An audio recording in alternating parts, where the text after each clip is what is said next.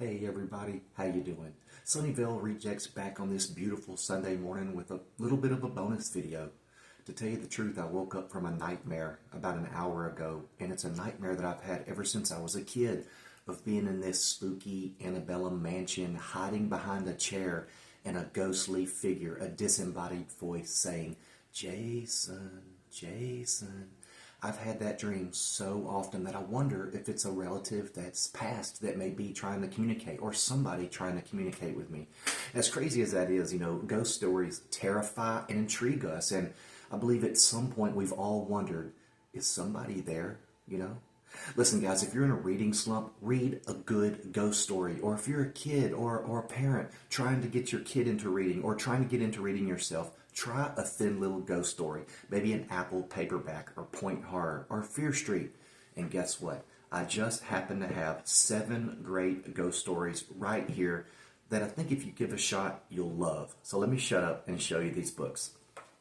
We've all heard of Joan Lowry Nixon, but have you ever read The Haunting?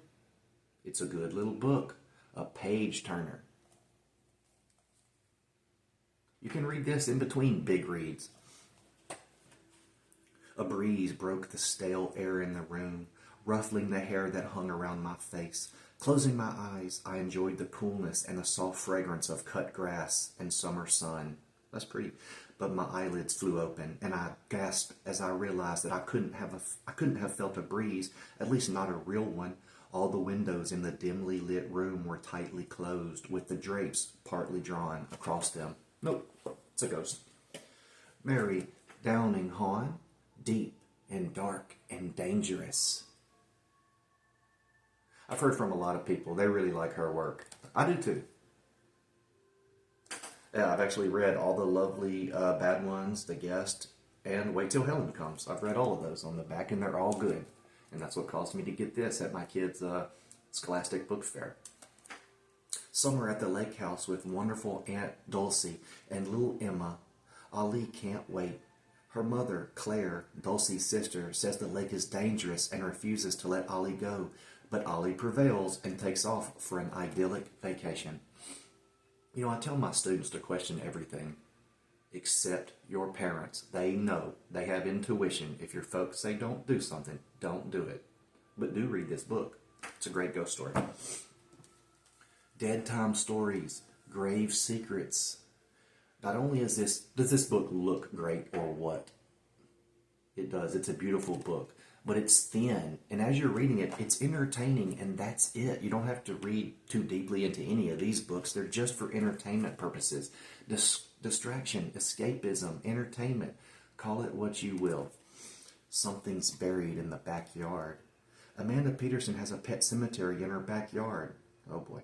It's where she's buried all her family's dear departed pets, like Ralph the hamster, Herman the goldfish, and Snitch the canary. Snitch the Canary. That's a cool name. But when Amanda and her friends set out to bury a dead squirrel, they accidentally dig up a grave that's already occupied and not by a pet. Yep, that's a great cover. You can imagine what happens next. I've told y'all before, but I'm always reading something like a John Saul and something like this. It keeps me going.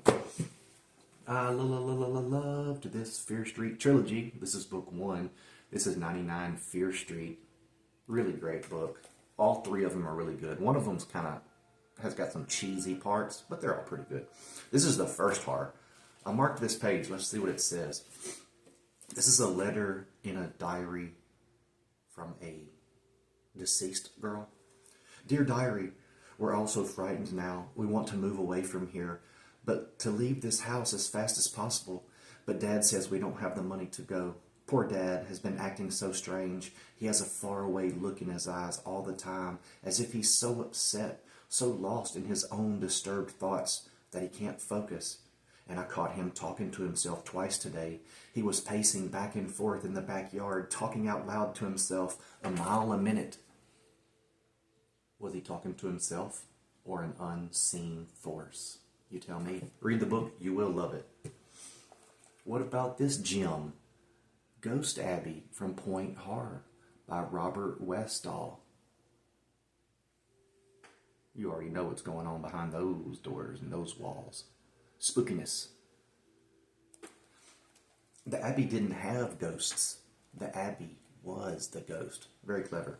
Since her mother died, things have been difficult for Maggie. Now she has to look after her twin brothers and her father. It's not much fun. Then a letter arrives asking Maggie's dad to renovate an old abbey. Maybe this is the chance they need. Maybe this new job will help them get on their feet again. Yet there's something odd about the abbey. First Maggie hears strange bells, then beautiful voices. But there's no one there. Give it a shot. If you've never tried point horror and you like YA, you simply must. And this is a nice installment. Spooky, atmospheric, fun. And look, guys, that's really all we're after, right? A little bit of fun, you know? You're not going to be expected to care about these characters too much. They're too short. Betty Wren Wright, A Ghost in the House. I've always loved this cover. And the book is really good. All of her books are really good. I've only read like 4 or 5. But I've liked them all. And you will too. And again, these are just for fun. As we get closer to Halloween, I'll do a Halloween reading list. But why not get in the mood now and start reading spooky stuff? When I ask my students at school what kind of stuff they like the most, they don't like classics. They don't like that boring, drawn-out F. Scott Fitzgerald stuff. They don't really like Hemingway. They damn sure don't like Faulkner. They got to read something like this to appreciate what a book can be. Just fun, not some deep, over-your-head stuff that only stuffy intellectuals read, but fun stuff that you read. You don't have to commit it to memory. You've finished a book. You've had some fun. You've distracted yourself from the sturm and drang of it all. That's it. That's all it is. Here's the final book for my 7 great ghost stories. And if you only read one, you got to read Diane Ho's The Accident. You've heard a lot of people on YouTube, probably all your friends have read Diane Ho. She wrote a lot of books for Point Horror. She wrote a lot of books, and I have a lot of her books behind me. I didn't like Funhouse, but I did like this one. This one was really spooky. I told you guys Funhouse missed the mark. If you're going to read one Diane Ho book, read The Accident. Then maybe The Invitation. All she wanted was 1 week of Megan's life. She appears in Megan's mirror one day, nothing more than a wispy, shadowy plume, glowing with an eerie light. Her voice is faint and hollow like a distant echo, the voice of a young girl. Strangest of all, is her request. I beg you to trade places with me, Megan, for just 1 week. Let me live again. No, don't even entertain a wispy, shadowy voice in a mirror's notions. Don't do it. Walk out immediately, call your real estate agent and say, why didn't you tell us about the ghost in the mirror? Come on. No, guys, look, I'm just messing around. I hope you enjoyed it. I know this is a really short video. It's Sunday. I'm not trying to take up too much of your time. Get out there. Have a wonderful day. Like and subscribe. Tell your friends. Stay cool.